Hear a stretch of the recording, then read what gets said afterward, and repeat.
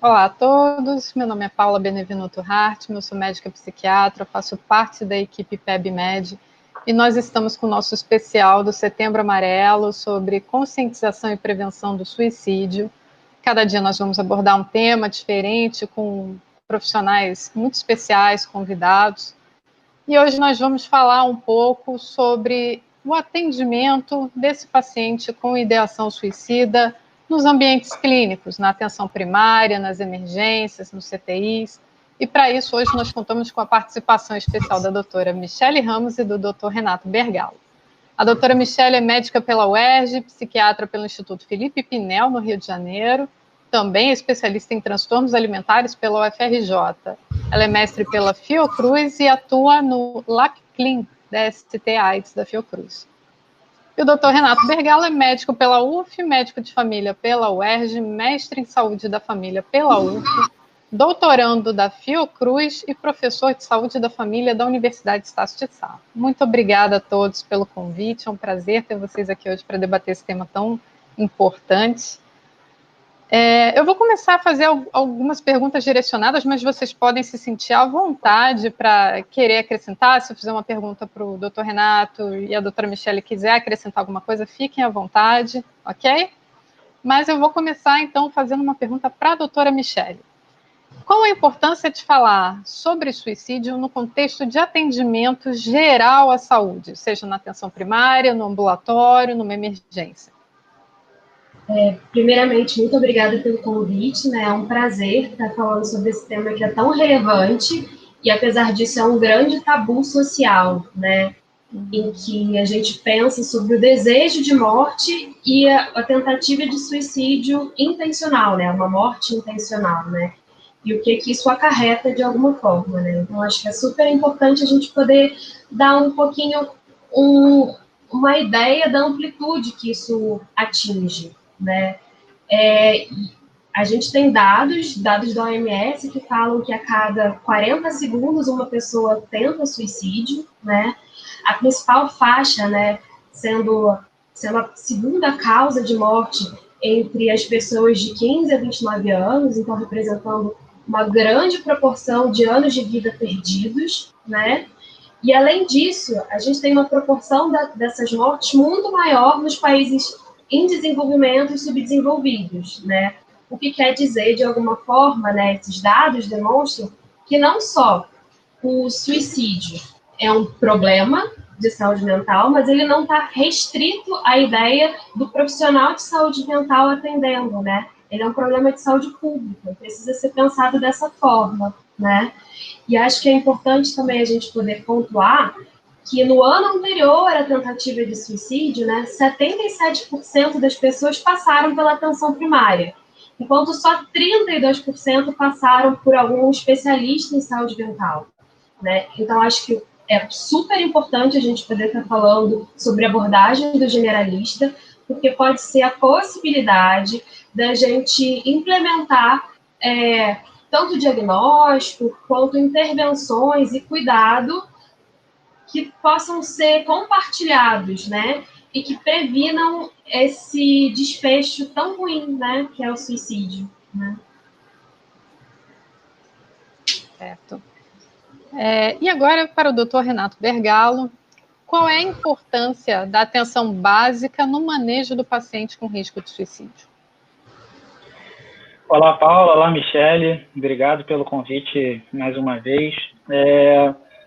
A importância da atenção básica ou da atenção primária, né, dialoga muito com o que a Michele trouxe agora, né? A gente tem a proposta da atenção primária de ser justamente o ponto de contato preferencial do paciente com o sistema de saúde. Então, ele tem uma necessidade qualquer em saúde, no caso, um sofrimento mental ou até realmente a própria ideação suicida, ou algum outro transtorno de saúde mental, qualquer outro problema, ele deve procurar atenção primária preferencialmente, né?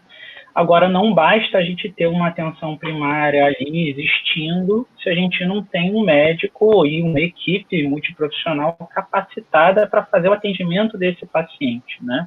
Então, quando a gente entende que a gente precisa de um médico especialista em atenção primária para atuar na atenção primária, a gente melhora muito essa eficiência que a atenção primária e seu atendimento vai ter no desenrolar de um paciente com um transtorno mental, com uma ideação suicida, né? Por isso que a importância do médico de família e comunidade ali na ponta, que é aquele que faz a residência, e uma das coisas que ele trabalha é a abordagem desse paciente, a abordagem de situações de problemas de saúde mental, principalmente aqueles mais comuns, como são, inclusive, a ideação suicida, que é uma coisa, como a própria Michelle trouxe agora, é extremamente comum, né, e prevalente. E aí, nesse sentido, entendendo que a gente precisa de um médico preparado para atuar ali num sistema de saúde que coloca a atenção primária como porta de entrada preferencial, acho que a primeira coisa importante que a atenção primária traz é justamente ser essa porta de entrada, né? É oferecer o acesso ao paciente. Em que sentido? É o paciente poder procurar a gente quando precisa, né? Ele não ter que marcar uma consulta e a consulta sair daqui a 30 dias. Ele está com alguma situação ali mais urgente, como, por exemplo, um sofrimento mental intenso que pode o levar a cometer um suicídio, é ele ter como achar essa unidade, procurar essa unidade para ser acudido nesse sentido, né? Para ser cuidado. E aí traz o segundo ponto importante que a atenção primária traz na abordagem do paciente com risco de suicídio é a própria longitudinalidade, né? Que é o fato da gente ter um médico que acompanha aquele paciente ao longo da vida, o que possibilita que esse médico tenha vínculo com o paciente, conheça melhor aquele paciente, entenda muitas vezes o contexto de vida que aquele paciente está passando, como consequência vai tratar melhor desse paciente, e ao mesmo tempo o paciente já conhecer o médico dele, né? O paciente já fez acompanhamento, já passou por algumas consultas com esse médico e com essa equipe de saúde da família, contando com o enfermeiro, agente comunitário, e confia mais nesses profissionais, né? Então, a gente vai até conversar provavelmente um pouquinho mais à frente da importância da confiança do paciente nos profissionais que o atendem nesses casos, né? Isso é essencial, esse vínculo ser construído dessa maneira, né? E aí, outras questões que a atenção primária tem como oferecer também é o fato da gente, uma delas é o fato da gente olhar o paciente como um todo, né? A integralidade, a gente não vai atender, às vezes, o paciente que está ali com um outro motivo, veio por uma hipertensão, a gente vai abordar também como é que está a questão do sofrimento mental, às vezes no momento anterior a uma agudização pior, e a gente vai acabar prevenindo um desfecho ruim, né? E conseguir entender esse paciente como um todo é também olhar ele nas suas dimensões de contexto de trabalho, de contexto de vida, de contexto familiar. E aí o próprio médico, na maioria das vezes, o médico de família vai acompanhar a família desse paciente, às vezes já vai saber qual é a dinâmica que aquela família apresenta, né, de formas de convívio, vai conseguir tratar melhor o paciente por conta disso. E a própria abordagem comunitária, como o próprio nome diz, né, médico de família e comunidade, a gente conhece aquela comunidade, sabe quais são os fatores de risco específicos para a ideação suicida que estão muito presentes naquela comunidade, sabe que a gente tem que trabalhar, tanto na prevenção, atividade de educação e saúde, quanto, inclusive, aspectos individuais que possam influenciar nesse adoecimento, que é, por exemplo, a violência, que é tão comum nas favelas do Rio de Janeiro, onde eu já trabalhei, e a gente sabe que traz uma influência grande, às vezes, no sofrimento e no paciente que vai acabar passando ao ato ali de suicídio, né? Então, enfim, é mais ou menos isso. A gente tem muitas ferramentas para trabalhar na atenção primária e é um ponto de atenção essencial para o paciente, para a gente evitar e diminuir essa prevalência dessa condição. É verdade. E muito importante essa questão do vínculo que o paciente cria com o médico que o acompanha, que o conhece, provavelmente até de se sentir mais à vontade de compartilhar uma coisa que é difícil de falar. Para ele que está sentindo aquilo, é difícil de falar. Você gostaria, doutor Renato, de compartilhar alguma história que você viveu com algum paciente que passou por isso no seu ambiente, na sua clínica? Sim, claro.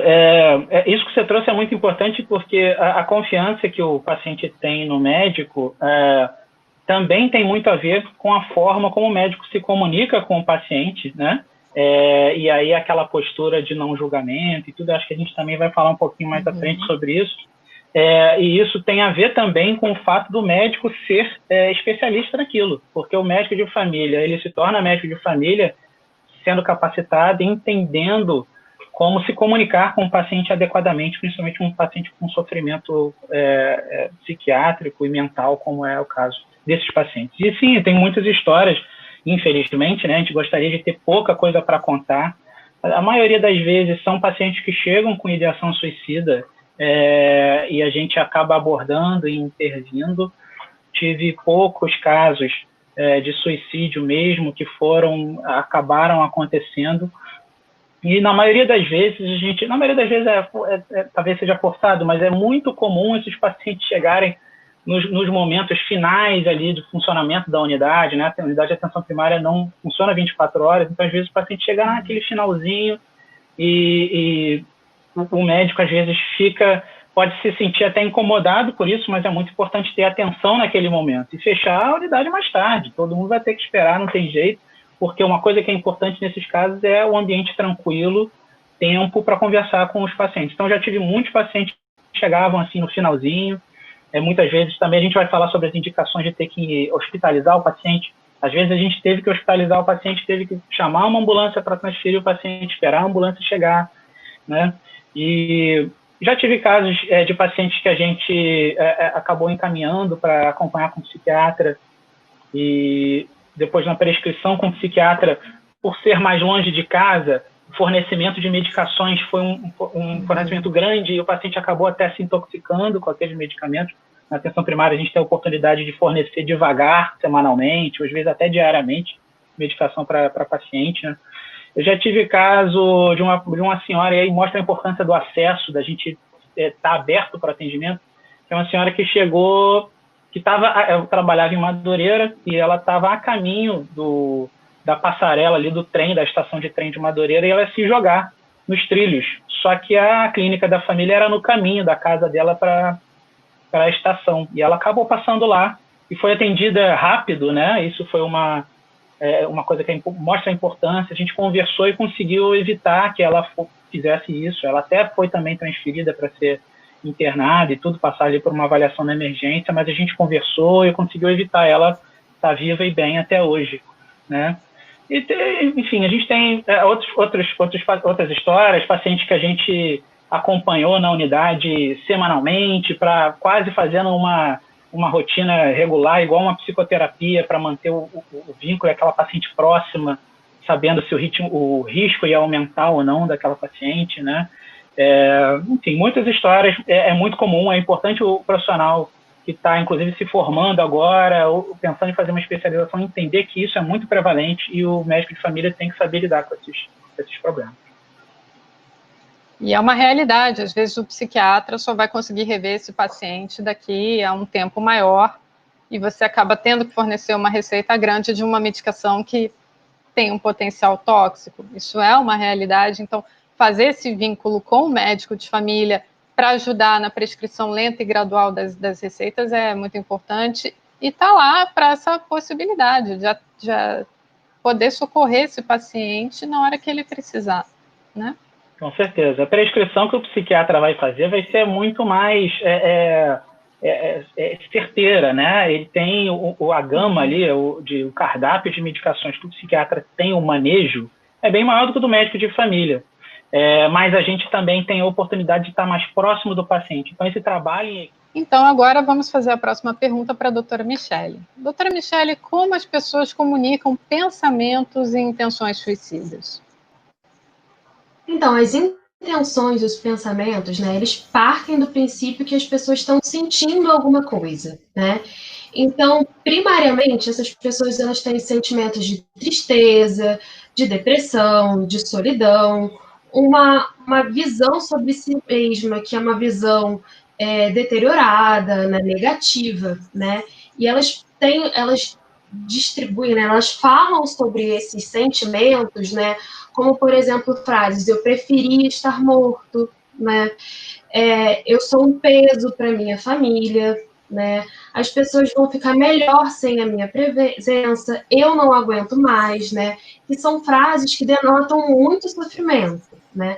Lógico, não tem uma matemática, né? Muitas vezes as pessoas falam coisas de forma simbólica e delicada, mas é super importante, né, que a gente possa ter uma escuta ativa, né, e perceber o nosso paciente, né, os sinais de que ele vai dando, né, não só sobre as coisas que ele fala, mas a forma como ele age, a forma como ele se movimenta, né, as relações familiares também, né, a gente vai percebendo muito na dinâmica, e eu acho que a atenção básica, ela é muito rica nesse sentido, da gente poder perceber, né, por vários elementos, né, não só pelo que a pessoa fala, mas nas próprias relações que ela estabelece, por conta de você poder acompanhar outros indivíduos da mesma família também, né?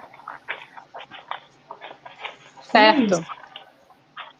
Doutor Renato, quer acrescentar alguma coisa? Não, com certeza. A abordagem familiar, que faz parte das atribuições do médico de família, contribui muito para esse entendimento. E aí pode ser um entendimento prévio, ali a gente já sabe que aquela pessoa está exposta a fatores de risco, como, por exemplo, violência doméstica, né? Já sabe que existe alguma coisa acontecendo ali, por isso, às vezes a gente já vai ficar até mais atento, como também a abordagem posterior a uma identificação de risco como essa. A gente vai depois conversar ali com a mãe de uma adolescente que está pensando em se suicidar, vai conversar com, enfim, pontos de apoio familiares. Então, essa proximidade com a família e a capacidade de abordar a família pode fazer muita diferença, de fato. Sim. Isso é super interessante, né? Eu já tive uma paciente, né, que chegou a partir da filha, né, que a filha não estava tendo relações na escola adequadas, estava se colocando em risco, tinha uma posição mais infantilizada, e aí quando a abordagem era porque o pai da menina, que tinha um diagnóstico de tuberculose e era alcoolista também, né, ele foi o paciente índice, né? E aí foram abordadas outras pessoas. E aí foram percebendo que a dinâmica familiar estava modificada, né? E uma das coisas que a gente percebeu foi que a mãe tinha perdido uma filha há pouco tempo, né? E que ela mesma tinha perdido um pouco o brilho da vida, né? Essa necessidade de continuar, de dar cuidado para as outras pessoas, né? Então é isso, né? A forma como você estabelece o vínculo e ele acaba fazendo com que a gente perceba essas outras relações, né? Que não são diretamente em relação à pessoa, porque não era uma demanda da mãe, né? Mas a forma como ela se colocava, o que ela falava, que ela não tinha mais desejo de cuidar das outras filhas, né? Falava de uma ideação muito franca dela mesma de suicídio, né? E acho que essa abordagem é muito rica. Sim. Então, eu vou pegar esse gancho do que você falou agora, desse exemplo que você deu. Quando a gente está no ambiente clínico, uma emergência, um CTI, no posto de saúde, e a gente recebe um paciente com essa fala, manifestando essa ideação suicida, o médico nem sempre sabe o que fazer, o que dizer, como agir, como ele lida com essa pessoa que está falando isso. Você pode dar alguma orientação nesse sentido, vocês dois, sobre o que fazer, o que não fazer, o que dizer, o que não dizer? Uhum. Eu acho que o primeiro ponto é a gente poder pensar que essa sensação de impotência é uma sensação que também está sendo vivida pelo paciente que está à nossa frente, né? E muitas vezes as sensações que a gente tem, elas denotam essa percepção do ambiente que a gente vai tendo. Sensação de impotência, sensação de que não vai dar conta daquilo, algumas vezes sensação de desespero, né? Mas é importante que primeiro mantenha calma, né? Porque isso vai ser importante para você poder pensar minimamente o manejo, né? O segundo ponto é poder estabelecer minimamente um ambiente tranquilo e em que a gente possa estabelecer um diálogo com a pessoa, né? E a privacidade, que em alguns ambientes é difícil, né? A gente entende que em ambiente de emergência isso é difícil, mas minimamente estabelecer um local em que seja tranquilo abordar a pessoa, né? Ao mesmo tempo, é super importante que você estabeleça um vínculo mínimo humano, né? E para isso, a gente precisa da nossa linguagem verbal e da não verbal também. Então, ficar olhando no celular, mexer no computador, né, olhar o prontuário, não olhar diretamente a pessoa, dificultam que você estabeleça minimamente um vínculo que vai ser importante para que a gente possa fazer um manejo, né? Outra coisa é você perceber que muitas vezes a gente não tem a experiência de vida daquela pessoa, né? Mas uma coisa que nos une, né, é essa percepção de uma certa humanidade, né? E da empatia, de você poder perceber que você não vive as mesmas experiências, mas a experiência do sofrimento é uma experiência comum, né? Então a gente pode se colocar no lugar do outro e poder tentar minimamente perceber o que a gente gostaria também que falassem pra gente. Então, palavras como, por exemplo, deixa pra lá, né? Isso vai passar. Não, mas não é tanto, né? Vamos falar de outra coisa, né? Mas você tem uma filha tão bonita, né? São frases que não auxiliam, né? Outra coisa que tem que ficar da porta para fora, né? São os nossos próprios preconceitos sobre vida e morte. Nesse momento, a gente está abordando individualmente o que essa pessoa está sentindo, né? E ela tem diversos motivos que são multifatoriais para ter chegado aonde chegou, né? Pensar em fazer alguma coisa contra a própria vida é um nível de sofrimento bastante importante, né? Então é isso, né? Reservar tempo, ter disponibilidade e ouvir a pessoa, né? Certo. O doutor Renato quer acrescentar alguma coisa? Não, isso aí, foi perfeito. A gente, na atenção primária, tem um pouco mais condição de garantir ambiente e tempo, né, do que num ambiente de emergência, muitas vezes, e isso é muito importante. E essa postura, né, de entender que são pessoas diferentes e que têm experiências diferentes, cada um traz a sua bagagem emocional completamente diferente. É importante a gente entender que o que a gente está fazendo ali é cuidar do paciente, não é julgar, e não é tentar aconselhar ali, dar conselhos para a pessoa resolver a vida dela, conselhozinhos pessoais. O que a gente está ali para fazer é, primeiro de tudo, escutar. Então é muito importante quando um paciente chega com esse tipo de queixa ou com alguma suspeita para esse tipo de queixa, deixar o paciente falar, né? E aí que entra a escutativa, é a gente ouvir. E a gente fala isso para qualquer consulta, não só para esse tipo, que a gente deve deixar o paciente falar pelo menos 2 minutos inteiros sem ser interrompidos. Que aí, na maioria das vezes, inclusive, ele traz todas as informações que a gente precisa nesses 2 minutos. Deixar ouvir e fazer aquela comunicação não verbal, de olhar no olho, de mexer a cabeça, de mostrar que está ouvindo, que está entendendo, que quando o paciente se sente ouvido, se sente entendido, aquele sofrimento alivia um pouco, porque mostra que aquele sofrimento não é uma coisa que ele está vivendo sozinho, não é uma coisa que ninguém mais compreende. A gente está ali como profissional de saúde, como cuidador, né, compreendendo aquilo, acolhendo aquele sofrimento e se colocando do lado dele como um ponto de apoio, como um parceiro para resolver aqueles problemas, não dando a solução ali pronta para ele, mas trabalhando junto, caminhando junto com ele no caminho dessa resolução, né? Sim. Certo, é isso aí. Muito bem dito. Doutora Michele, agora uma pergunta de livro.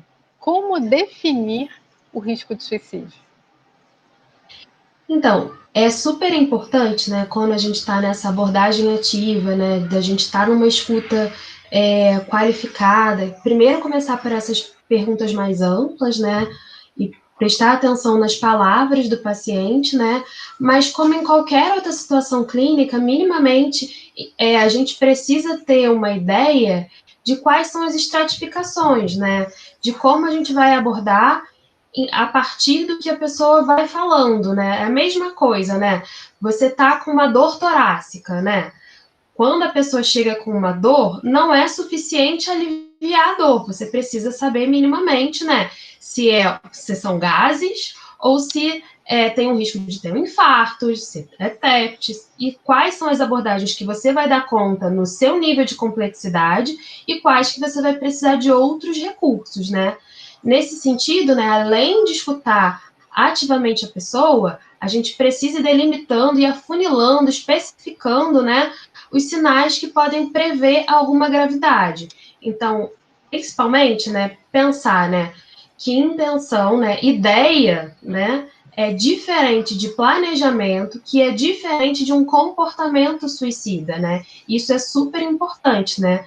A gente tem uma prevalência que chega até a 20% ao longo da vida de pensamento suicida, né? Mas não necessariamente as pessoas vão colocar em ato, nem em planejar alguma coisa efetivamente, nem chegar ao comportamento. Mas a gente precisa minimamente pensar como vai fazer isso.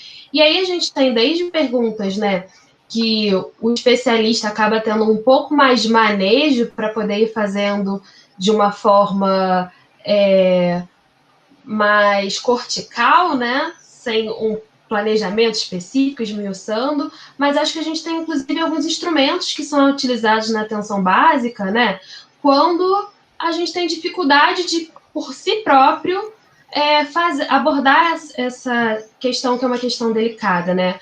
Um instrumento interessante, inclusive, é o Babel, né, que faz um rastreio de várias situações clínicas em relação à saúde mental, né, depressão, ansiedade, uso nocivo de substância, demência, e também tem uma estratificação em relação ao risco de suicídio, né? Então, tem perguntas como, por exemplo, você já pensou que seria melhor estar morto, né?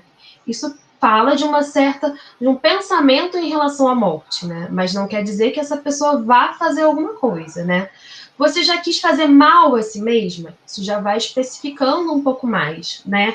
Você já pensou em se suicidar especificamente, né? Se sim, né? Quais foram os meios? Você tem acesso? Você tem uma data que você pensou especificamente, né? Como é que você faria, né? Você já chegou a tentar suicídio, né? Recentemente e ao longo da vida, né? Esses são pontos importantes para a gente poder estratificar de alguma forma, né? As tentativas, elas predizem um risco maior, né? Tanto a recente como a mais tempo, né?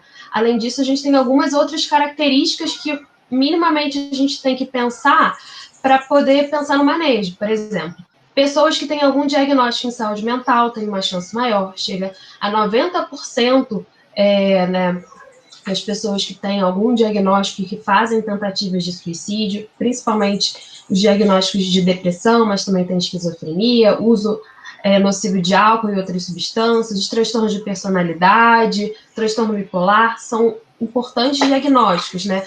Qual que é a faixa etária dessa pessoa? Ela é mais jovem? Ela é mais velha? Né? É um homem? Né? É uma mulher? Os homens, eles efetivam mais o suicídio que as mulheres, apesar das mulheres tentarem mais, né? Além disso, né, poder pensar se essa pessoa tem na família alguém que já tentou também suicídio, né? Se ela tem algum diagnóstico recente difícil, como HIV, câncer, né, ou se teve alguma agudização, todos esses são fatores que a gente vai estratificando. Lógico que numa situação de crise, de emergência, é um pouco mais difícil, né? Mas ter uma ideia, né, do que é a ideação, o planejamento e efetivamente, né, a tentativa de suicídio vai criando uma diferença, né?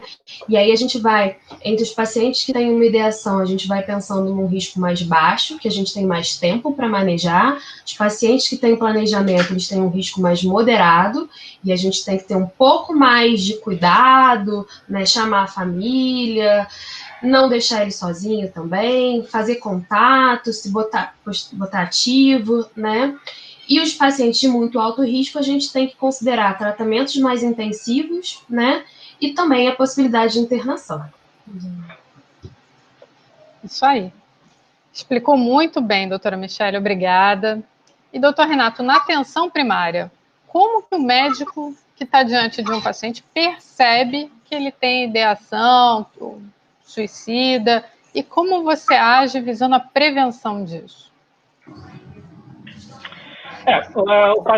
A Michele trouxe boa parte da conduta que a gente deve ter na atenção primária também, né? Isso é uma conduta na atenção primária e na emergência, mas muito do que a gente faz na atenção primária tem a ver com isso. Inclusive, o instrumento Babel a gente utiliza muito para essa estratificação, que eu acho que é o ponto inicial. A gente tem que saber qual é a gravidade desse paciente, qual é a chance de realmente ele fazer alguma coisa. E aí, nesse sentido, a partir dessa classificação, a gente define a nossa conduta, né? Como ela falou, a gente tem fatores de risco, e esses fatores de risco fazem a gente suspeitar mais quando aparece um paciente com esse tipo de problema. É claro que nem sempre ele vai trazer essa queixa, e aí a gente precisa estar atento a pequenos sinais, né? Uma coisa que o paciente fala muito, aquele paciente que está se queixando ali de problemas, às vezes, da vida e tudo, e traz com muita frequência, eu estou pensando besteira, né? Estou com pensamentos ruins. Esse tipo de frase é muito comum para paciente que tem ideação suicida, se a gente vai começar a explorar um pouquinho mais, aprofundar mais nisso que o paciente traz, né? E aí, por isso que é muito importante aquilo que eu trouxe sobre a importância de deixar o paciente falar, de ouvir, de não ficar interrompendo, né? Primeiramente, iniciar a abordagem, isso também é uma técnica de abordagem clínica, né, de entrevista e para qualquer problema clínico, que é iniciar a abordagem com perguntas abertas, né? Não chegar e perguntar, você sente isso? Pedir para o paciente descrever o que ele está sentindo e ir mostrando interesse e perguntando para ele se aprofundar um pouco mais.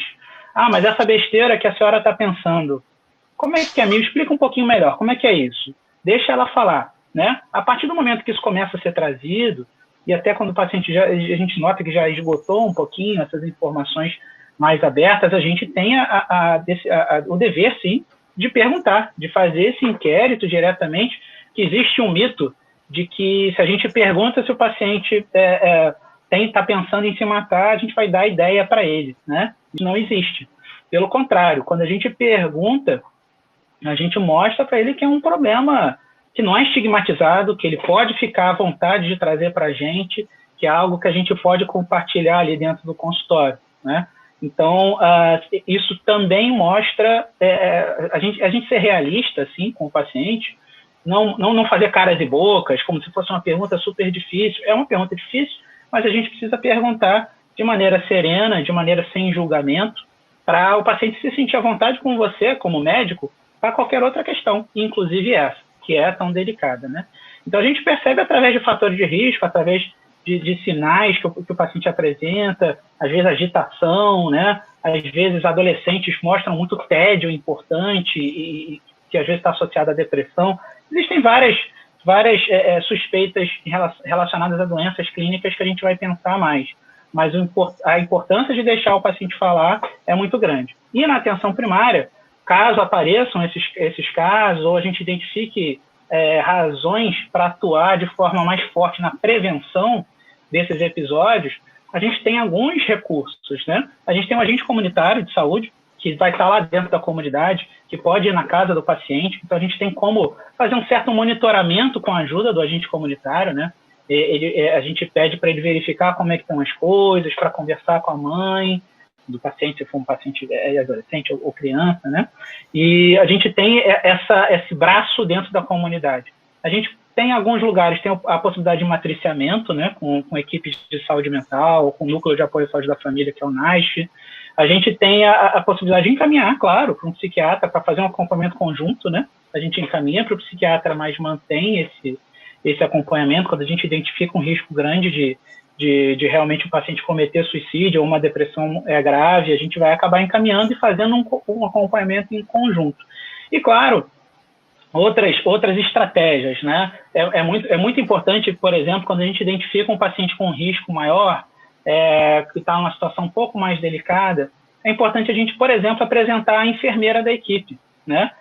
Ou se a equipe tiver outro médico, a gente apresentar esse outro médico, né, pessoalmente mesmo, para construir esse vínculo não só com você, que você nem sempre vai estar na unidade, mas com outros membros da equipe também, o paciente se sentir acolhido quando for lá e saber que pode procurar a gente quando tiver numa situação mais aguda, né? E a gente tem outras estratégias, como, por exemplo, fazer contratos de retorno, né? Isso é uma coisa que eu, particularmente, utilizei muito na minha prática, utilizo, que é o paciente com uma ideação suicida ou com pensamentos ainda sem plano, enfim, que a gente combina com o paciente de retornar, que ele retorne em uma semana depois, por exemplo, e a gente pactuar aquilo em conjunto, é claro, de maneira sensível, mas que o paciente vai retornar em uma semana, não vai tentar nada até lá, não vai tentar o suicídio até lá, que os pacientes costumam cumprir essas promessas. Isso são os estudos que mostram, né? Não é nem a minha prática que diz, não.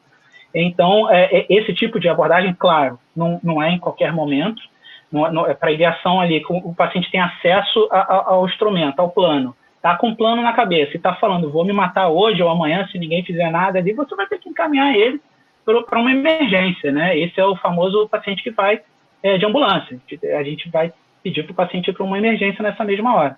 Mas para outros casos, a gente pode lançar a mão desses recursos, né?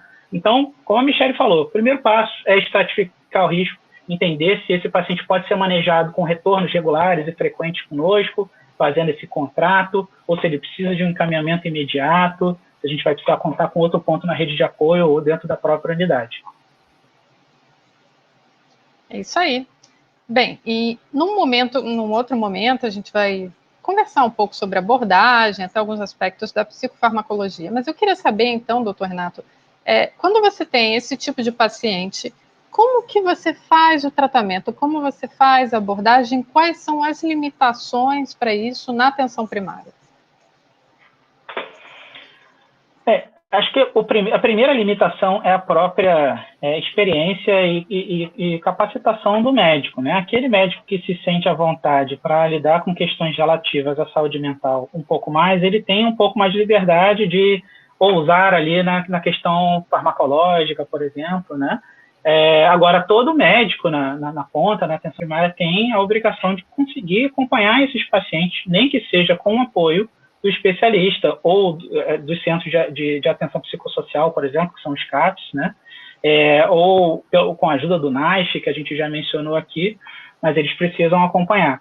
Então, a gente tem algumas limitações de medicamentos, a gente não tem muitos medicamentos, por exemplo, para tratar a depressão, a gente tem fluoxetina, a gente tem amitriptilina, mas a gente já começa a ter limitações maiores, quando vai começar a pensar em classes diferentes.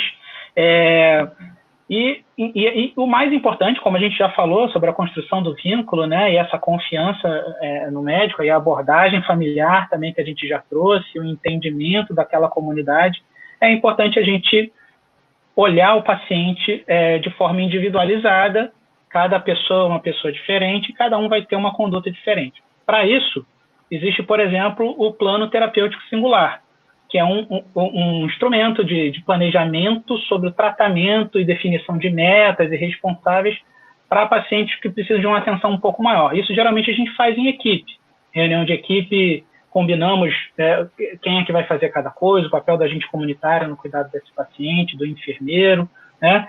Outro recurso que é muito importante, que eu já falei aqui também, são as consultas frequentes. A gente nota que aquele paciente está um pouco mais instável, está com um pouco mais necessitando de um cuidado mais próximo. Vamos marca para voltar no dia seguinte, não tem problema. Marca para voltar daqui a 2 dias, marca para voltar em 1 semana. A atenção primária precisa ser flexível, o médico precisa ter uma agenda. Você pode, por favor, compartilhar com a gente qual é o momento de encaminhar para o psiquiatra? Então, como o doutor Renato vinha falando, né, o atendimento ele pode ser compartilhado, né?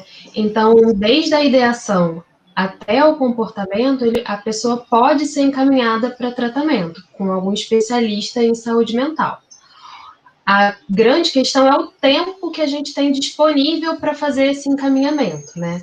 Quando a gente tem uma ideação, muitas vezes é possível manejar com os recursos da atenção básica e o encaminhamento, ele pode ser feito, mas a gente tem um tempo um pouco maior, né? Quando a gente encontra alguns fatores de risco maiores, mesmo que não tenha um planejamento tão claro, é muito importante que seja feita essa abordagem, né? E quando tem situações em que a pessoa já tem um planejamento mais específico, né? E meios, é importante que seja imediato, né? Tem algumas características que vão predizendo um pouquinho para a gente, além dessas perguntas, da estratificação, né?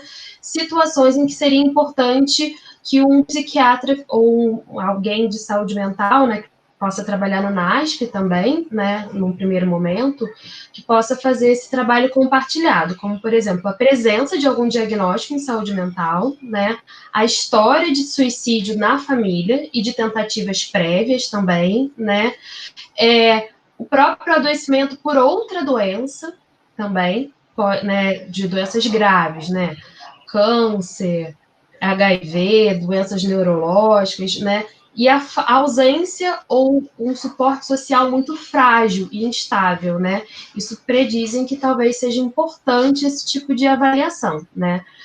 Outra situação que é interessante a gente ficar um pouco mais atento são pacientes que fazem tratamento de alguma morbidade, por exemplo, hipertensão, o próprio HIV, e que a gente vê que o quadro está ficando desestabilizado, né? Que as pessoas estão deixando de tomar, que estão começando a ter quadros mais graves do que tinham antes, né? Muitas vezes, essa é uma forma do pensamento executado, né?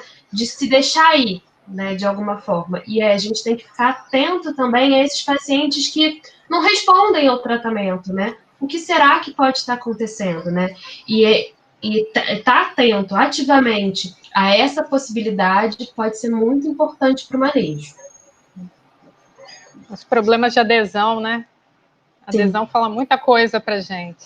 Bastante. E em relação àqueles pacientes que estão internados no hospital geral, com diversas doenças, diversos quadros, qual o perfil de paciente que a gente deve ficar mais preocupado e mais atento com relação ao risco de suicídio? Existe uma população especial? Novamente, são perfis, né? Não necessariamente são populações especiais, né? A gente sempre trabalha com alguma forma de probabilidade. A gente não tem como saber ao certo, né? Senão a gente estaria em outra profissão, né? Mas a gente vai vendo a partir dos dados, dos estudos, né, e da experiência também, né, que alguns quadros e características predizem um pouco maior risco, né? E essas pessoas podem estar internadas por outras situações, né? Pessoas que tentaram suicídio recentemente são sempre pessoas que precisam, de alguma forma, de um olhar mais atento, né? Pessoas com quadros crônicos que reagudizam, né, ou que têm um diagnóstico de algum quadro grave recente, também são pessoas em que você precisa ficar um pouco mais atento. Pessoas que têm alguma alteração no estado mental, né, como um delírio, né, e que estão mais agitadas, mais impulsivas, são pessoas que você precisa ter cuidados especiais, que são cuidados desde cuidados com o ambiente, por exemplo, escolher leitos que são mais próximos da enfermagem, que possam ser observados com mais frequência, né? Alguns hospitais é possível que você permita que o familiar esteja presente. Isso pode dar um certo contorno também, né?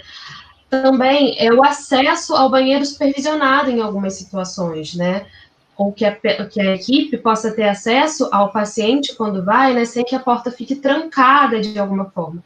E se de alguma forma você percebe, identifica algum risco, né, é importante que isso seja informado para a equipe, né, que isso esteja no prontuário e que isso esteja também, né, na prescrição de alguma forma, né, que possa ser identificado com facilidade por outros profissionais também, né, e cuidados gerais, como por exemplo, né, não ter cinto, essa pessoa não ter garfo, meios que ela possa fazer alguma coisa no ambiente, além de tentar, né, que fique em andares mais baixos, né. Esses são cuidados mais gerais que podem fazer com que a gente tenha o cuidado total dessa pessoa, né, dentro do que é possível, da que a gente possa cuidar nesse ambiente. Isso, ótimo, obrigada. E agora, a gente está diante de um paciente que tentou suicídio recentemente, certo? E ele sobreviveu, né? O paciente está, por exemplo, numa emergência, passando por uma desintoxicação, lavagem, carvão, qualquer que seja a abordagem necessária nesse momento. O que a gente faz em relação a... Como que a gente fala com essa pessoa nesse momento, nessa situação? A gente tem diversas formas, várias maneiras de manejar que são muito importantes a gente pensar. Desde a abordagem direta ao indivíduo, como a do ambiente, como eu mencionei na última pergunta, né? Que são esses cuidados mais gerais, né? Quando a pessoa tem uma tentativa, é super importante que ela não fique sozinha, né? Então, é importante que você estabeleça um contato e que, se você precise sair por algum motivo desse ambiente, que você escolha alguém da equipe para estar presente. E não pode ser assim, alguém tem que estar aqui, né? tem que dizer especificamente quem é, porque se não tem um nome, acaba que ninguém fica responsável. Isso é muito importante para o controle do cliente. Além disso, é importante que a gente se atente também que a tentativa de suicídio e o suicídio são situações notificáveis, que precisam ser de notificação obrigatória. Isso faz com que a gente tenha políticas. Então, essas são questões que são mais administrativas, de alguma forma, né, de administrar o risco, mas que são importantes para a gente poder ir pensando na abordagem, né? Esse paciente que tentou suicídio, ele, a priori, é um paciente de grave risco, né? Então, a gente vai pensar nele na estratificação lá no final, do muito elevado. Se a gente tem essa dificuldade de especificar um pouco mais, peca por excesso, né? Considera a abordagem por um serviço mais especializado. Em algumas situações, a gente não vai conseguir um hospital específico, né? Mas talvez seja importante no próprio hospital geral, né, a gente considerar uma possibilidade de internação, né? Outra questão, né, é poder pensar também, né, nisso da abordagem do paciente, né, em relação ao risco, como que a gente vai cuidar de acrescentar a família, né, nisso, né? E acho que tem toda aquela ideia do risco muito elevado. Então, nesse sentido do risco elevado, a gente precisa pensar, né, que na maior parte das vezes a gente vai precisar pensar em hospitalização, principalmente nos pacientes que são gravemente psicóticos, que têm tentativas de suicídio graves e potencialmente letais, né, que têm um suporte familiar um pouco mais frágil. Esses são pacientes que são eletivos para uma possibilidade de internação, para a gente poder manejar. Como exceção, a gente tem alguns pacientes, né, que têm um risco um pouco mais baixo, quando eles já têm um atendimento em saúde mental, quando eles têm uma ideação crônica, mas eles conseguem estabelecer de alguma forma, né, um comprometimento com a tentativa, os pacientes que se arrependem de alguma forma, né? Um preditor de risco maior são os pacientes que tentam e se sentem incapazes, inúteis, porque a tentativa falhou. Isso é um mediador de muito risco, né? E acho que é isso que a gente precisa ir pensando nesse cuidado desse paciente. Certo. E, doutor Renato, como que você aborda na atenção primária um paciente desse? Saiu da emergência, passou por uma lavagem, chegou no posto de saúde? Claro que vai depender muito da forma como esse paciente sai, né? Da maneira como ele está se comportando após essa tentativa, que como a doutora Michele falou, ele pode estar frustrado, ele pode estar, enfim, se apresentando de diversas maneiras. Então, por isso que é importante a abordagem integral desse paciente, a abordagem centrada na pessoa, entender o que ele está trazendo para poder adaptar a abordagem a partir disso. Mas, com certeza, para a grande maioria dos casos, o cuidado vai ser com muita proximidade, né? A gente vai estar por perto desse paciente, ou seja, se colocando e colocando a equipe à disposição, né, dizendo, quando você tiver algum problema, procura a gente, que a gente vai te atender. Isso é muito importante, o paciente saber que tem um ponto para poder contar, e ele procurar caso tenha alguma descompensação, alguma agudização, um sofrimento maior. A gente marcar ele com frequência, né? A gente ter marcações ao longo do tempo próximas, como eu já falei, e a gente colocar outros membros da equipe nesse cuidado. E aí pode ser tanto a equipe matriciadora, a equipe do NASH, o psicólogo, se tiver, e muitas vezes não tem, como o enfermeiro, como até médicos de outras equipes, para eles também poderem saber desse caso. Então, o acompanhamento individual tem que ser visto com mais cuidado. Por isso a importância, inclusive, do plano terapêutico singular que eu tinha mencionado, né? E também, além do acompanhamento longitudinal, né, ao longo do tempo desse paciente, a gente precisa também fazer o acompanhamento da família, né?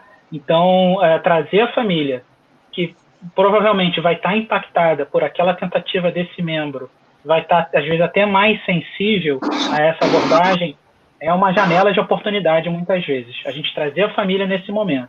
Porque a gente sabe que, às vezes, a família pode ser, inclusive, um fator que atrapalha, né? Oposições com julgamento, oposições preconceituosas, ou aquelas críticas, né? É muito comum a gente ouvir, membros de família falar assim, eu não tenho esses negócios de depressão, não, essas coisas não acontecem comigo. Isso traz um sentimento muito ruim para o paciente de não ser bom o suficiente, de não se encaixar, né? E aí, quando a gente tem essa oportunidade de trazer a família um pouco mais sensibilizada, é a hora de falar sobre que as críticas a pessoa não ajudam, né? É a hora de falar sobre um outro estigma, um outro mito, que é de não se falar sobre a ideia de se suicidar. Se o paciente está sentindo isso, é importante conversar sobre isso e o familiar precisa estar disponível para isso, né? E aí, essa quebra desses mitos, essa abordagem com paciente-chave, com pessoas-chave, né? Membros da família, ela é uma janela de oportunidade para se fazer depois que o paciente volta de uma internação. Certo. E agora, eu queria pegar um gancho nisso que vocês dois disseram, né? Eu estou com um paciente grave, né? Ele foi para as vias de fato, não foi bem sucedido, mas ele foi para as vias de fato, ele é grave, ele tentou. Eu vou encaminhar esse paciente. Às vezes o médico da emergência não sabe para onde encaminhar, simplesmente dá alta. Ele chega no médico de família, nesse estágio grave, podendo recorrer no ato. Para onde vocês encaminham? Porque para o ambulatório vai demorar para ele ser atendido por especialista, né? Então, para onde vocês encaminham esse paciente grave? Vai depender muito do risco que o paciente apresenta, né? Daquilo que a gente identificou como sendo o perfil dele naquele momento.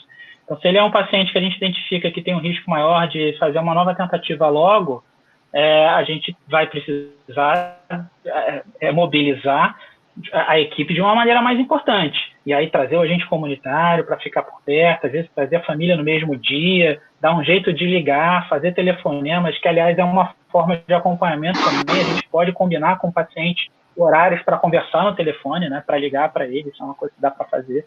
Então vai depender muito. E é claro, contar com a rede de uma forma geral, encaminhamento para psiquiatria, para consultas com psiquiatra, psicoterapia, e os CAPs também, né? Então isso vai depender muito de cada caso, né? Mas realmente não é uma questão fácil de responder. A gente tem que ter muita criatividade e pensar junto. O trabalho em equipe é muito importante. Eu acho que para acrescentar um pouco no que o Renato falou, né?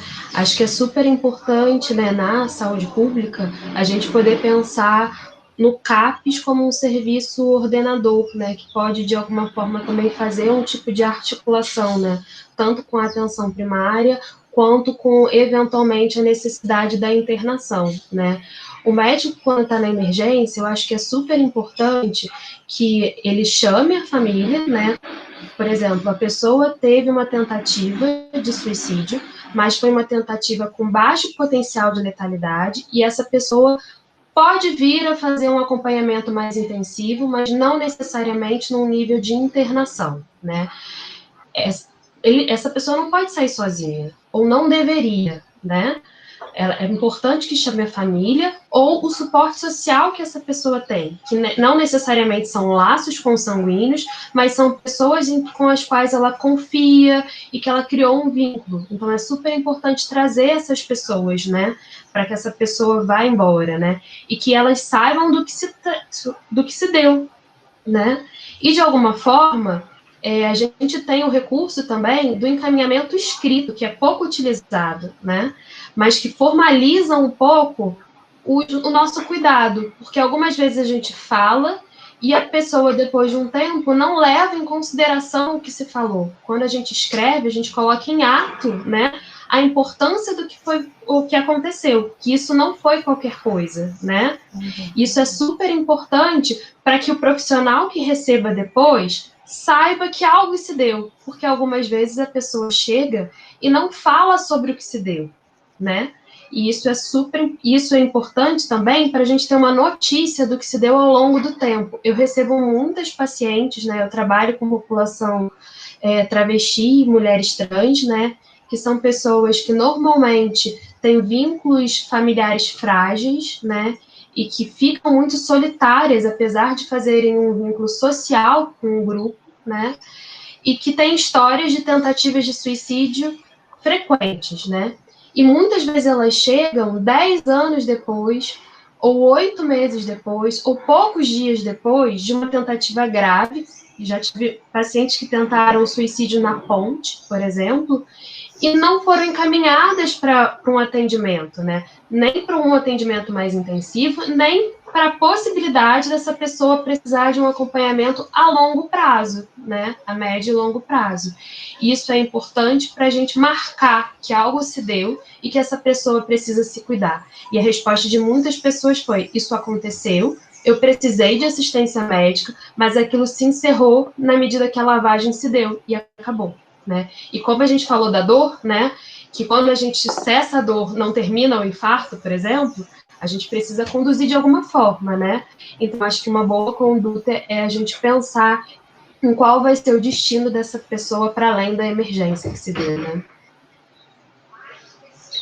É isso, né? O paciente muitas vezes minimiza o que aconteceu, às vezes até por vergonha, né? Sim. Bem, e como que é feito o tratamento com o especialista, doutora Michele, e qual é o momento que você sabe que você pode dar alta? Eu estou entendendo que é um tratamento hospitalar, nesse sentido, né? O tratamento do Não paciente... necessariamente, pode ser ambulatorial.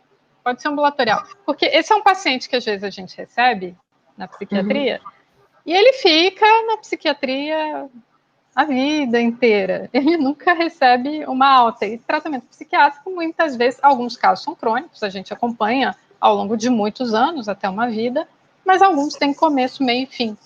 Então, Sim. eu queria que você falasse um pouquinho sobre isso, por favor.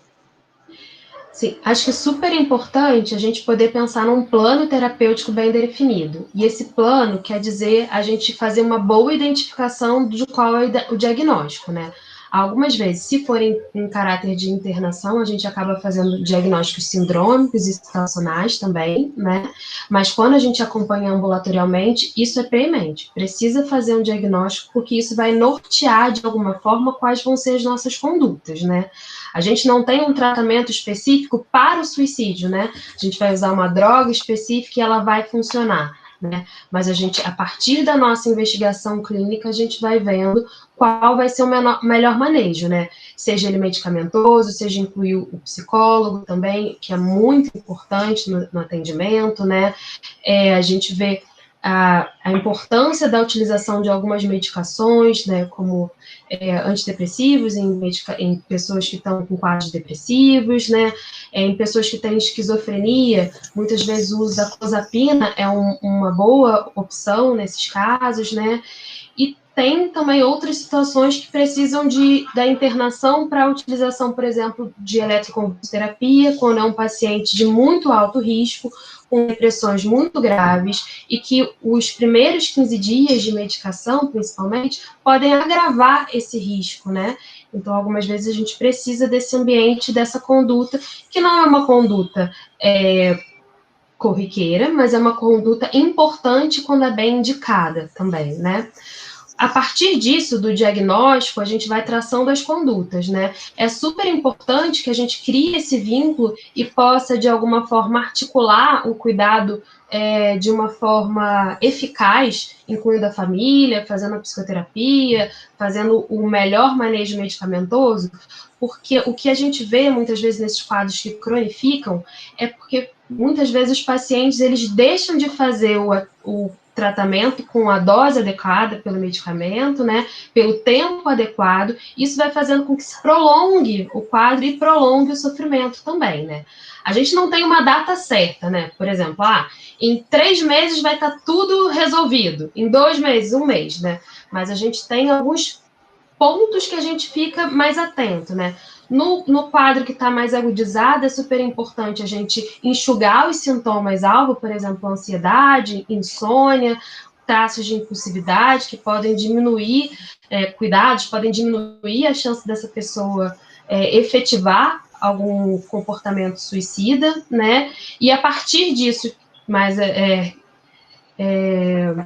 estabilizado, a gente poder traçar o tempo de acordo com o diagnóstico, né? Certo. Vocês dois falaram muito da questão da família, de chamar a família, convocar a família, ou uma pessoa, enfim, que seja uma figura de referência para esse paciente. Como vocês fazem, o que vocês sugerem quando você tem um paciente e ele fala, eu não quero que conte para minha família, eu não quero que conte para o meu companheiro, eu não quero que conte para ninguém, porque você precisa desse sistema de apoio, mas o paciente, às vezes, não quer que ele seja acionado. Vale para os dois. É uma pergunta difícil, né? Pode começar, Renato. Desculpa.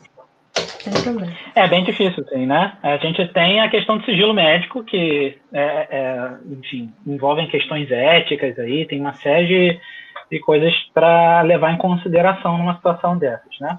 A gente está diante de uma situação que já não é simples, né? E já vai necessitar da gente fazer um exercício mental ali, de se esforçar. Seria muito simples se tivesse um protocolo para a gente dizendo o que é para fazer em cada situação. A gente vai ter que ouvir o paciente. Cada situação é uma situação diferente uma da outra. E para cada uma delas a gente vai acabar tendo que ter uma dose de criatividade, uma dose de esforço e principalmente de cuidado, né? E aí que eu acho que entra o conselho que eu daria numa situação dessas, né? Primeiro de tudo é tentar identificar um outro ponto de apoio. Se não pode ser o familiar, se não pode ser o companheiro, qual outro ponto de apoio que a gente tem? Existem, por exemplo, pacientes que têm igrejas como ponto de apoio, existem talvez amigos, às vezes a própria unidade de saúde tem como oferecer algum ponto de apoio numa situação radical em que não exista mais nenhum e que o paciente não queira, né? Então, acho que é tentar procurar pontos de apoio em outros lugares que não necessariamente só na família. Existem pontos comunitários que podem haver, enfim. E a segunda tentativa que eu teria é ir trabalhando com essa paciente justamente de forma bem realista e explicar para ela a importância que tem dela ter um ponto de apoio dentro da própria família, ou que trabalhar com a paciente, com o paciente, o quanto que teria de benefício se a gente conseguisse, com muito cuidado e muita sensibilidade, trazer alguém dessa família para compartilhar esse cuidado, esse manejo. Não é... Certo, doutor Renato. E você, doutora Michele, como que você faz quando o paciente não quer que você fale com o familiar, com o amigo, sobre o que aconteceu?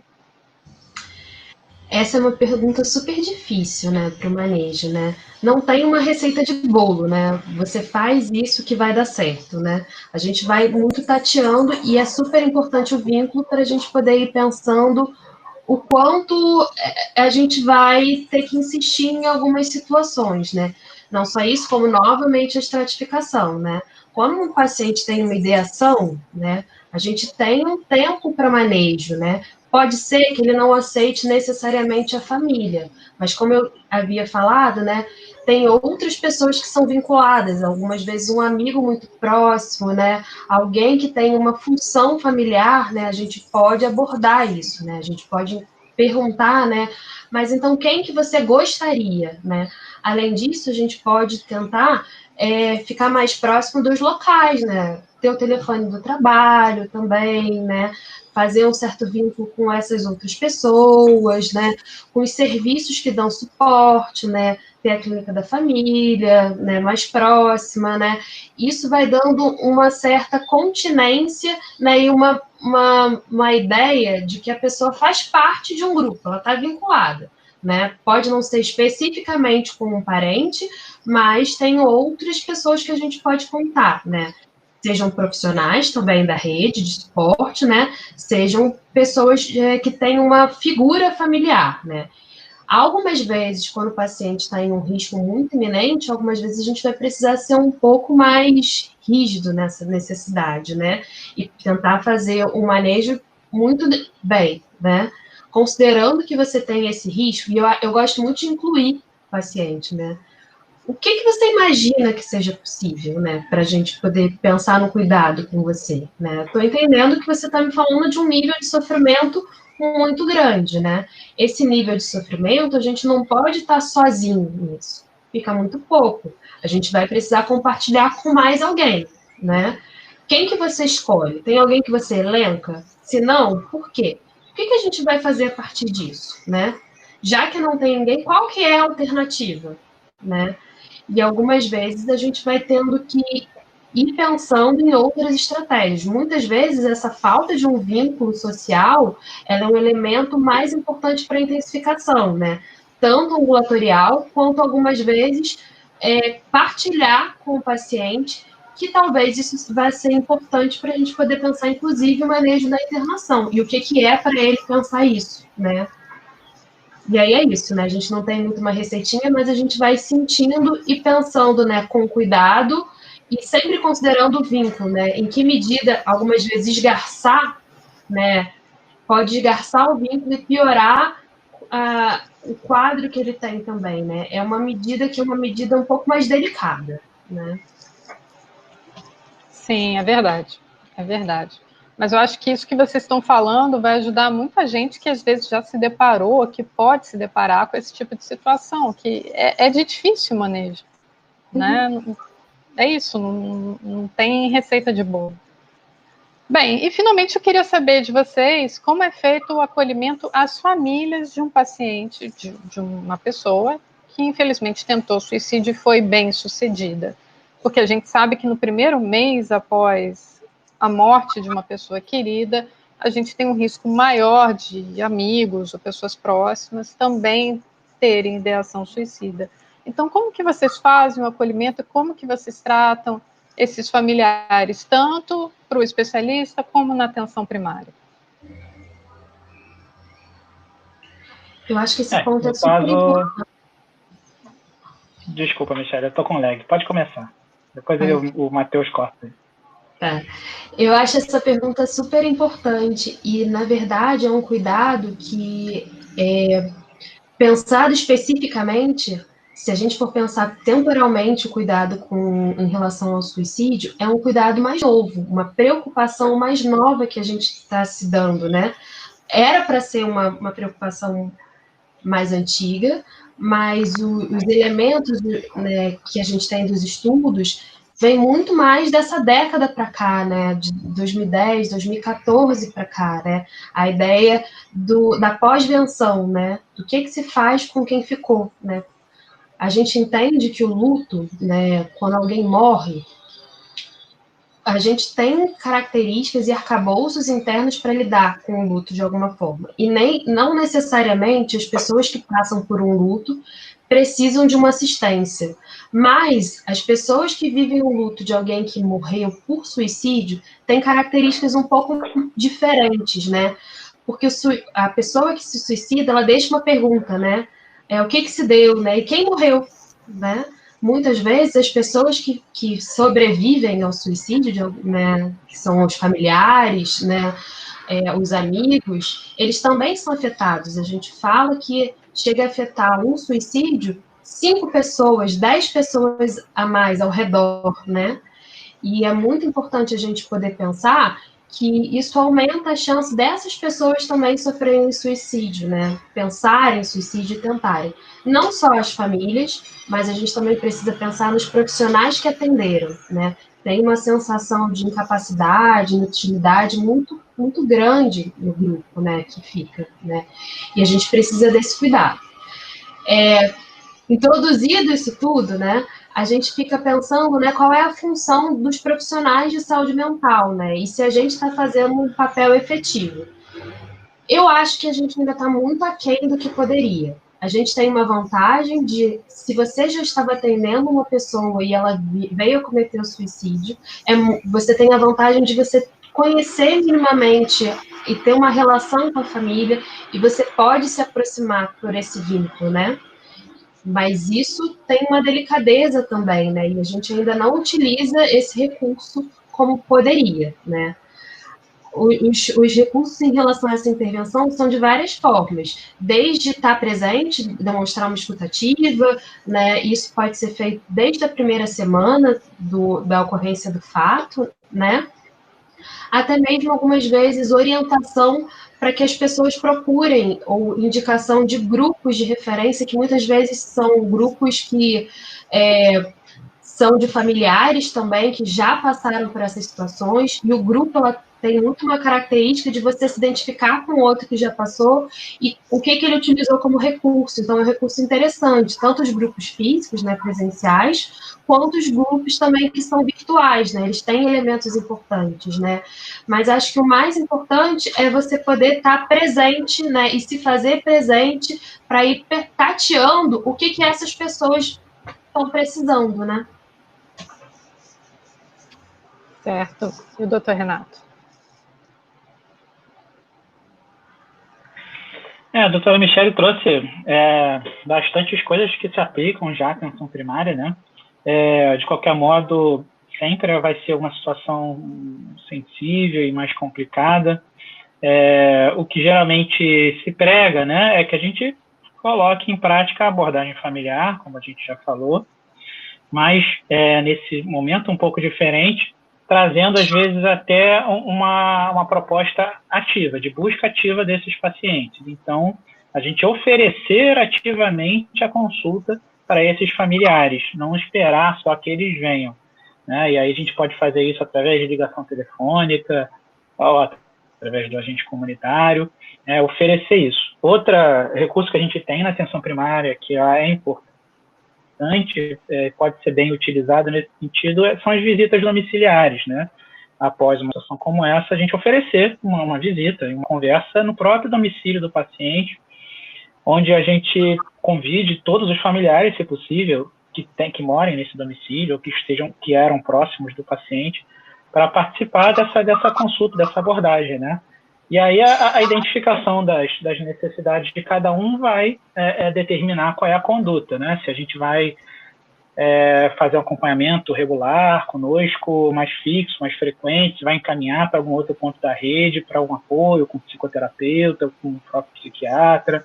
A gente vai fazer a abordagem do luto, né? Que é uma coisa sempre presente aí, e ter que entender possibilidades, inclusive do sentimento de culpa, de outros tipos de sentimento que podem surgir após uma perda familiar como essa, tentar entender o rearranjo da dinâmica familiar após a perda desse membro, né? Porque a família ela se arranja de uma forma e quando a gente tem a perda de desses pontos, dessa teia que é formada a família, a gente desarranja aquilo e esse rearranjo muitas vezes volta de forma lenta e o médico e a equipe de saúde da família podem contribuir para esse rearranjo acontecer de forma mais rápida, mais saudável, até porque a gente sabe que tanto a perda de um ente próximo, quanto a perda de um papel dentro de uma dinâmica, seja ela comunitária, seja ela ocupacional ou familiar, a perda desse papel também traz maiores riscos de suicídio dos próprios membros, né? Então é um momento a gente ficar muito de olho. E outra coisa que eu acho que é sensível e importante a gente lembrar, que é a possibilidade do familiar ter algum tipo de sentimento de raiva com relação ao profissional de saúde, né?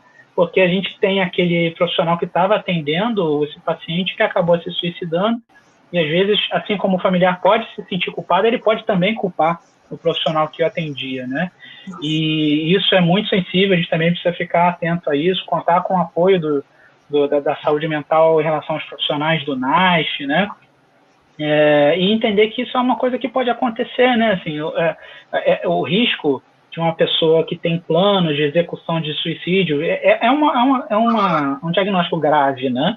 Assim como outros situações de prognóstico reservado, o risco de suicídio também traz situações que a gente não vai conseguir reverter. A gente tem que sempre tentar atuar, fazer o possível, mas entender também que podem haver situações em que mesmo que a gente faça o nosso melhor, não vai resolver. E isso é importante para a manutenção da saúde mental dos próprios profissionais, né? Que é uma questão que a gente precisa abordar num caso como esse. A saúde mental dos próprios profissionais que atenderam também, além da família. Achei super importante isso que você falou, Renato, porque, de alguma forma, né, a gente sempre tem uma ideia de uma onipotência, né, que a gente vai dar conta, né, e fica pensando o que mais a gente poderia ter feito para que o desfecho não fosse o suicídio, né, e é importante a gente poder pensar que mesmo em pacientes internados, a gente também tem uma chance de que isso aconteça, né, não é insignificante, né. tem uma grande parcela de pessoas que cometem o suicídio mesmo internadas, né? Então, não, a gente, lógico, né? Esse paciente é um paciente de alto risco, a gente vai fazer o melhor, tentar todas as estratégias que estão dentro do possível, né? Mas tem alguma coisa que algumas vezes foge do que é o possível, do nosso controle, da nossa suposta onipotência, né? E é muito importante que a gente possa se cuidar a partir de um momento que isso aconteça, né? E que a gente possa falar em equipe quando está numa clínica, né? Ou numa equipe de saúde mental sobre o que se deu também, né? Não só propor para a família, mas se propor também a pensar o que isso mexeu com a gente, né? Porque somos humanos também. Entender que a gente tem um limite, né? Que a gente não consegue só ir até um determinado ponto. Sim. Certo, agora a gente está se aproximando do final dessa conversa. Eu queria saber se vocês dois têm alguma coisa a acrescentar, algo que vocês queiram dizer a mais sobre esse assunto. Por favor. Eu queria, inicialmente, agradecer muito o convite para a participação, né? Acho que é um tema super relevante e que a gente precisa explorar um pouco mais, né? É importante que a gente possa abordar e isso não somente junto aos pacientes, mas para os profissionais também, né? Entendendo que cada um de nós tem uma limitação, né? E tentando, na medida do possível, criar vínculos, né? Entre profissionais, seja no ambiente particular, seja no ambiente público, né? Muitas vezes a gente se sente muito impotente e isolado, né? Em algumas situações, quando a gente está diante de uma situação de crise em relação ao suicídio, mas é importante que dentro do possível a gente possa se potencializar, criando essa possibilidade, né, de uma interação, né, não só nas dificuldades, entendendo que a gente não é onipotente, vai dar conta de tudo sozinho, né, mas que a gente podendo se cercar, né, do manejo adequado, fazendo um diagnóstico importante, não só situacional, mas da família, e vendo até onde a gente pode cuidar e até onde a gente vai precisar da ajuda do outro, são super importantes para que a gente possa fazer uma conduta que tenha um desfecho diferente do que o suicídio efetivado.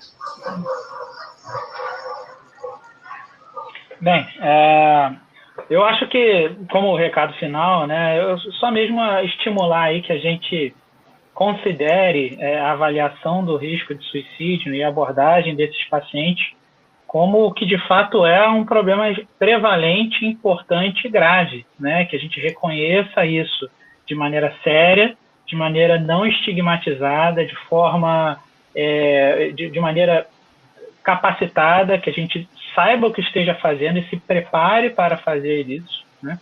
E aí, nesse sentido, é muito importante tanto a existência de uma rede bem estruturada, com recursos de saúde mental especializados, com atenção primária bem montada e com uma atenção primária com a presença do especialista, do médico de família e comunidade, que é o que efetivamente vai saber cumprir o papel que a atenção primária tem, que é super importante na abordagem desses pacientes, né? E aí eu acho que, inclusive, é legal a gente tentar estimular a reflexão dos nossos gestores mesmo de saúde sobre a importância que isso traz, tanto o risco de suicídio quanto outras questões de saúde mental, que a gente pega, por exemplo, os indicadores do Ministério da Saúde, da atenção primária, a gente não tem nenhum relacionado à saúde mental. A gente tem relacionado à diabetes, a gente tem relacionado à materno-infantil, que são importantíssimos, mas a gente também precisa abordar essa forma de saúde mental de maneira a diagnosticar o que está acontecendo para atuar com políticas, atuar com mudanças e, enfim, direcionar os esforços baseado nesse problema tão importante, dentre tantos outros de saúde mental, né? E que, da mesma forma como no Outubro Rosa, as mulheres vão todas fazer preventivo em outubro, né? Como se só pudesse fazer em outubro o preventivo, a gente também tem que entender a avaliação do risco de suicídio desses pacientes, da saúde mental de uma forma geral, como algo presente no nosso dia a dia, principalmente de quem atua como generalista, e levar isso em consideração, ter sempre isso na cabeça e abordar com muita seriedade, porque esse problema acontece o ano inteiro, não só em setembro, né? E agradecer muito aí o convite, estou à disposição para novos, vocês sempre podem contar comigo para esses debates, principalmente relacionados à atenção primária, que eu acho que nesse caso tem um papel importantíssimo.